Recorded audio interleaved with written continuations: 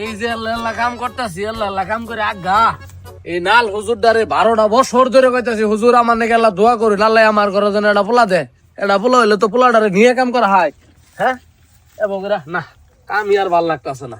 হুজুরের অন্য যায় যায় দেখি দোয়া কি করে করে ভালো করে আজকে হইস করুম।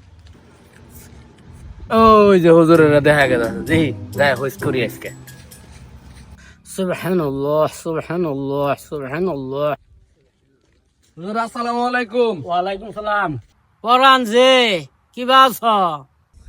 পালা কি আর থাক পার দিছুন হুজুর, 12টা বছর ধরে আনের আইতে আইতে পায়ের জুতাই ক্ষয় করে হারছি সব। হ্যাঁ কইলাম যে আমার নাকি আল্লাহ দোয়া করুন, আল্লাহ যে আমার এটা পোলা দে।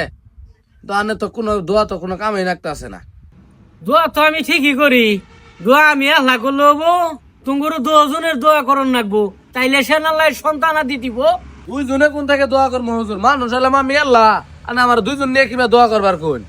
আল্লাহ তোমার বউ কই? তোমার বউরে নিয়ে দোয়া করবা?